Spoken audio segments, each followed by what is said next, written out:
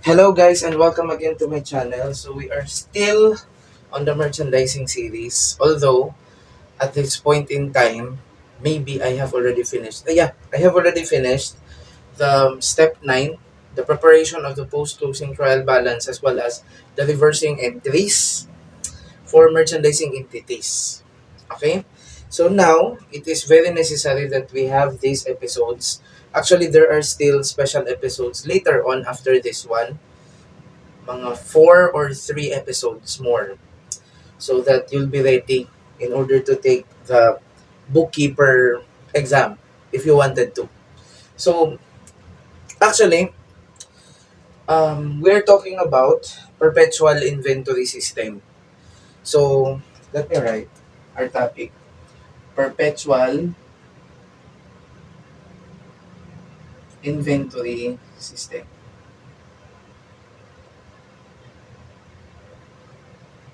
You know what, guys?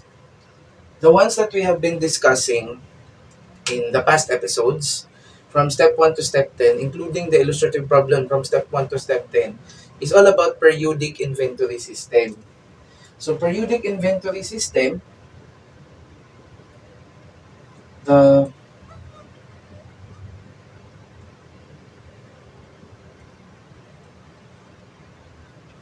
if we versus it with perpetual inventory system, periodic inventory system is somewhat like, first off, it's very much necessary that you are going to count the merchandise inventory at the end of each period. Okay? Because you have to have the merchandise inventory beginning amounts as well as the merchandise inventory end amounts in order to compute for the cost of sales. So, I guess that is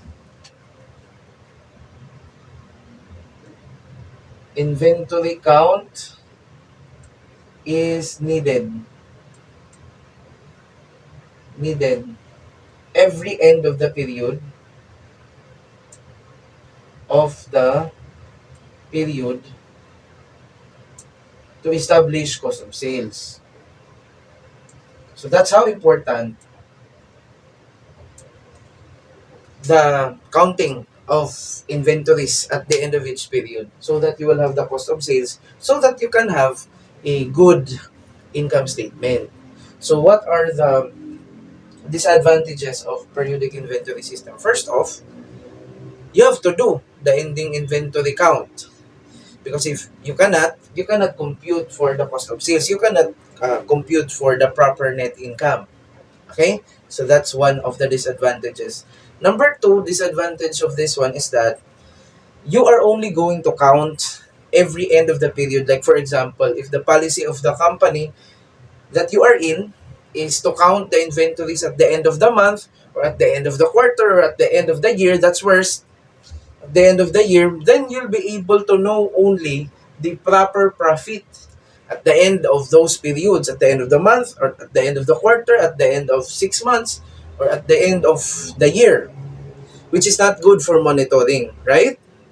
Third disadvantage that I could see if ever you need still the ending inventory to establish cost of sales is that um, you will not know if ever, sometimes, if you are going to have the merchandise inventory beginning and you add the net purchases, that's total goods that you are uh, able to sell, right? Total goods available for sale, right?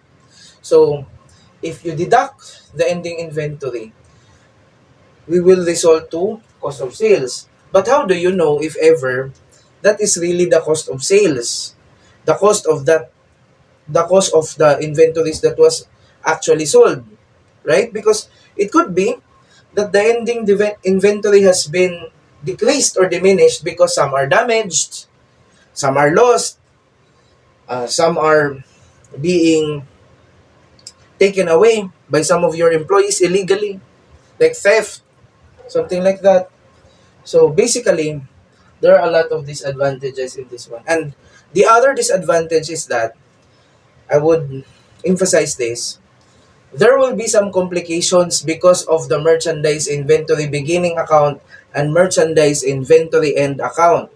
So if you still remembered when we worked on the worksheet, if you still remember in our past episodes about merchandising, there are things there that is very much different from service entities. Step 1 to 10, accounting cycle, specifically on the worksheet.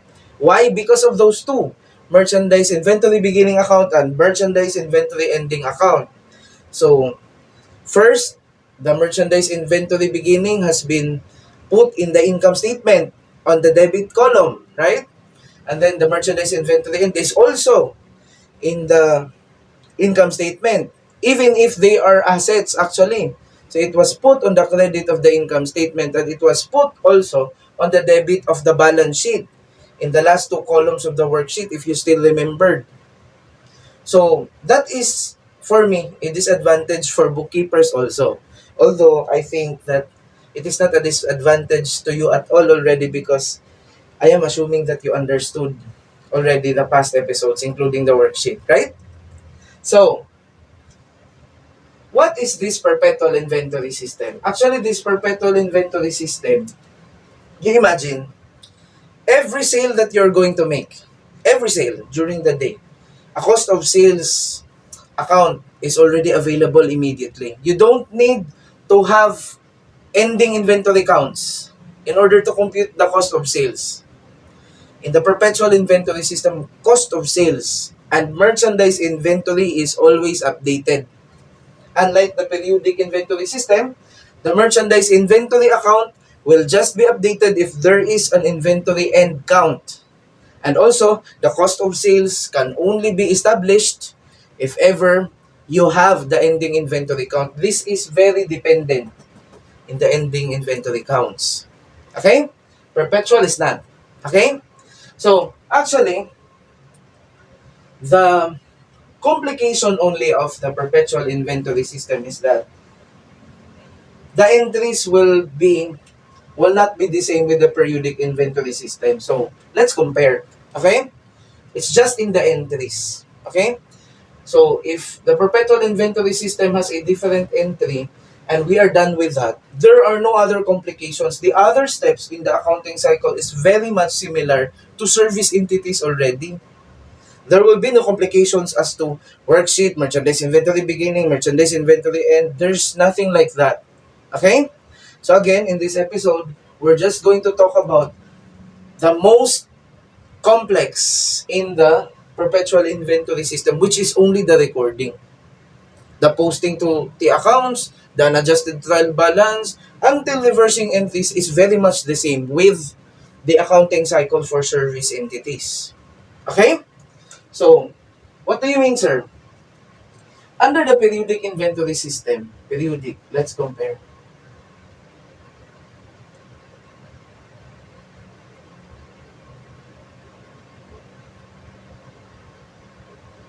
These are the entries related to the purchase. Purchase. So, what are the entries for the purchase? Of course, um, purchases. When you purchase on account, you have purchases, right? Credit, accounts payable. That's the normal entry. But sometimes, you do some cash purchases if ever. So, credit cash, sometimes. But mostly, in real life, that's accounts payable. Okay? So, in the purchases, you put their debit and then credit here. Accounts payable or cash. And then, related to purchase also sometimes, you will pay within the discount period, which is why sometimes there will be an entry like this, accounts payable, and then purchase discount, and the cash that you are going to pay is already lower, right? It's already lower because again, you paid within the discount period. That's why there is purchase discount there. Okay? Now, aside from purchase discount, you'll have purchase returns and allowances, in which if you do not like the quality of the products that you received as a purchaser, the brand, the color, and etc., you're going to return them, right? So that's accounts payable, purchase returns, and allowances. And of course, if ever you have cost incurred in bringing those inventories from the supplier towards the location that you wanted it to be present, like your store or your place or your company, we have freight in.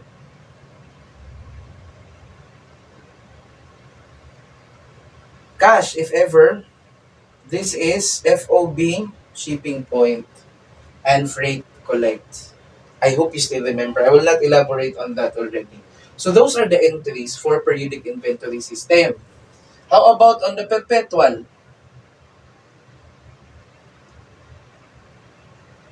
On the perpetual inventory system, the entries will be simplified in versus the periodic inventory system with regards to purchase. With regards to these accounts, purchases, purchase discounts, purchase returns and allowances, and freight in. Because in the perpetual inventory system, everything will be changed. That purchases and other accounts related to purchases, these four will actually be substituted with one account, merchandise inventory. So, if you try to purchase during the year or during the period, this will be your entry. Merchandise inventory, accounts payable or cash, which is simply logical also. Because when you buy, your merchandise inventory as an asset will increase also. And the nicest thing about this is that instead of having entries like this, the accounts payable will still remain the same, but the purchase discount will not be written anymore. It will be credited to merchandise inventory. Okay? And then, cash. So instead of having entries like this, you do it like this. And then, on the purchase returns and allowances, accounts payable, merchandise inventory account already here. So as you can see, the merchandise inventory account with regards to purchase is always updated. Okay? There's no need to wait for inventory counts when it comes to purchases. Okay? Now, accounts payable, merchandise inventory instead of purchase returns and allowances. And as to freight in, there will be no freight in. That will be merchandise inventory also. And then credit cash, if ever. In short, if you summarize, on the periodic inventory system, there are accounts like purchases, purchase returns and allowances, purchase discounts, and freight in. But if you use perpetual inventory system, those things will be substituted with one account only. The asset account, merchandise inventory. It's okay, right? So, that's on the purchasing side. If you are a purchaser. Of course, in the merchandising, you're not only a purchaser, but also you're a seller, right? So what will happen? Let's compare also.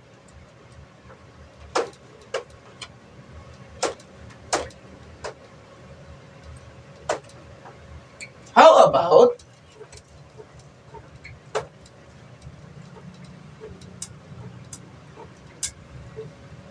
in sales? In sales, guys, especially if you are going to sell an account, that's accounts receivable, credit, sales. Right? And then the other one, we have sales discount if your customer paid within the discount period. Of course, you're going to receive cash. You're going to credit accounts receivable. But the accounts receivable is greater than the cash that you are going to receive. Because again, you have to extend discount to your customer who paid promptly, right? So what will happen? There will be sales discounts. That's the entry, right? And then, if we talk about sales returns and allowances, we have your accounts receivable will be deducted because the customer returned the goods. So sales returns, and allowances. So again, the customer returned because maybe you did not follow the specifications of the customer, or else there are damages on the goods that you have sold. And lastly, we have freight out. So freight out is the cost incurred by you as the seller to transfer the goods from you towards your customer. And you're going to record this freight out only if ever you are the ones responsible for paying the freight based on your agreement or contract. Like if this is FOB destination. Alright? So that's the entry. How about on the perpetual, sir? On the perpetual, everything will be copied actually. For example, accounts receivable, you put that right here. And then sales. That's it. But there is a secondary entry, which is if there is sales, there is cost of sales, there is credit merchandise inventory. Right? So the sales and the cost of sales is matching. So if you recognize revenue, you recognize also the expense, the cost of sales. But basically, this entry is just updating what happens to the merchandise inventory account. Like for example, when you sell, of course, the inventory will go out of your company. So credit, merchandise inventory.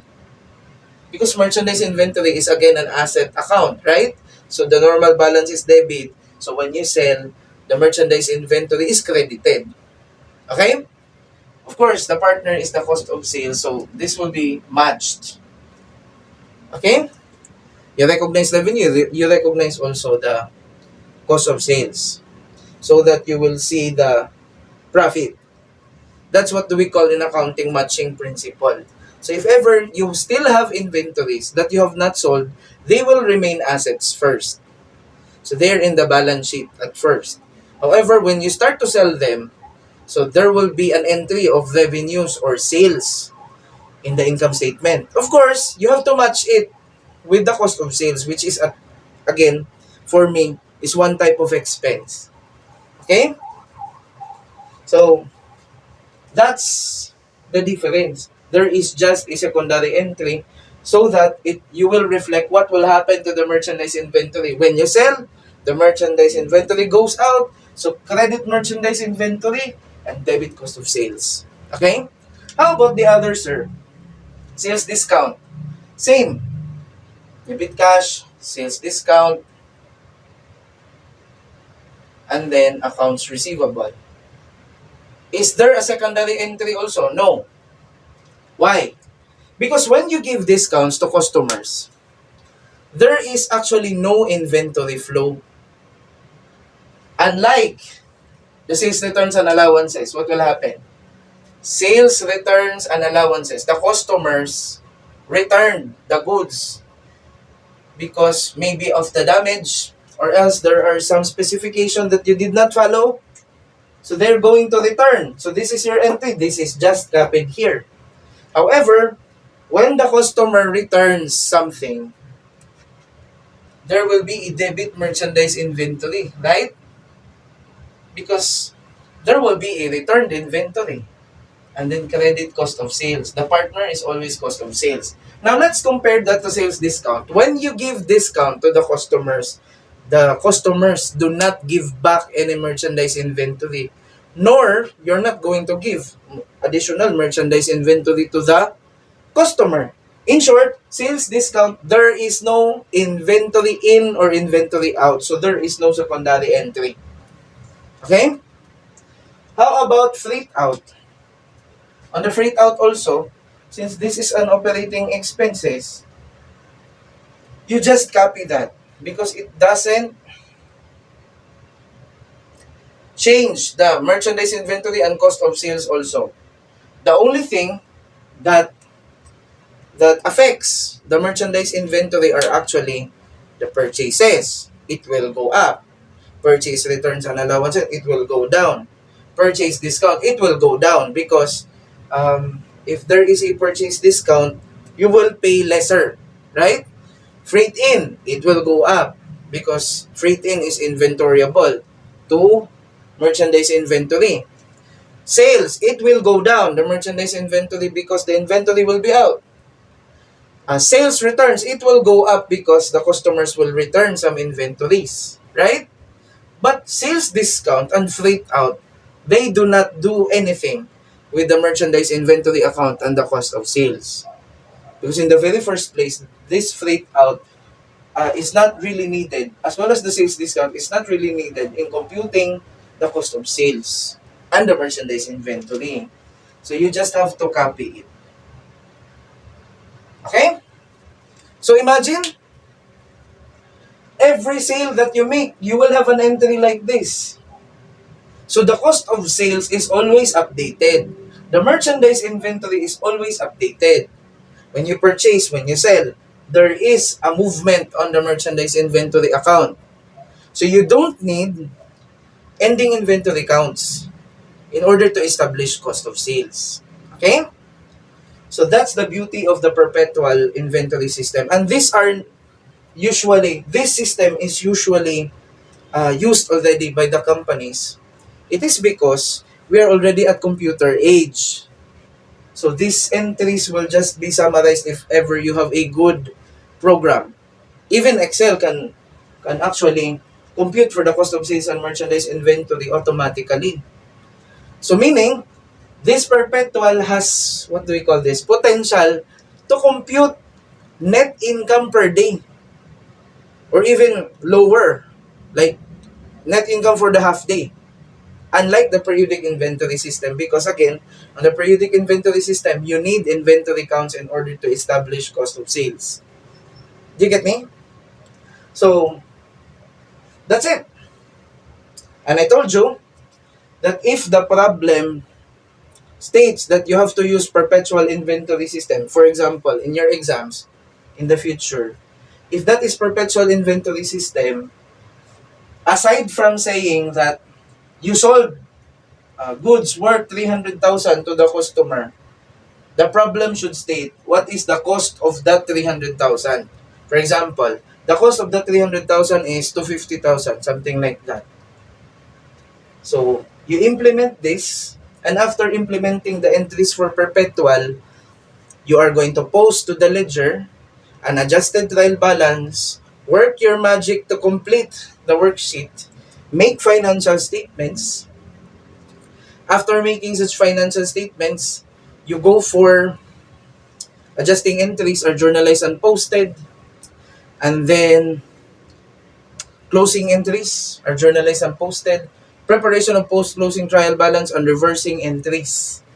The same, it's basically much the same with the service entities. Although on the income statement, you have to use sales minus cost of sales. But you don't need to put merchandise inventory beginning plus net purchases because those accounts are not present in the perpetual inventory system. Just cost of sales and merchandise inventory. There are no net purchases, account purchase discounts. They are eliminated. Okay? So, it's just that I don't want to implement this perpetual inventory system in our illustrative problem in the past episode. It's just that, in there, when there is a transaction that says the company sold this one, there is no corresponding cost of sale. You get me? But then again, even if we do not have an illustrative problem for perpetual, the next steps after these entries is just very much similar to service entities. Okay? Except for the format for the income statement. Okay? So that's the end for this episode. Sir, lastly, I would like to tell you that even if you use perpetual and even if the merchandise inventory account is updated automatically and the cost of sales, the question is, do you really need still to make an inventory count? Yes. You still need to make an inventory count at the end of 3 months, but not for the purpose of establishing the real cost of sales. Okay? You are just going to make an inventory count in order to ensure that what is the balance of the merchandise inventory in the books is the same with what is counted. Okay? Because if it is not, then there will be a problem. Maybe something was lost, something was damaged. So, it's good that there is perpetual inventory system because you could already compare the actual versus the books. If the merchandise inventory in the book says 1 million and all the transactions have been recorded religiously, the purchases, the sales returns, and etc., then you can already investigate the variance of the physical inventory versus the books. Okay? So, that's it for this episode. So, if you learned, please click like, subscribe, and hit the notification bell and share this video to those who need it. Thank you. Peace.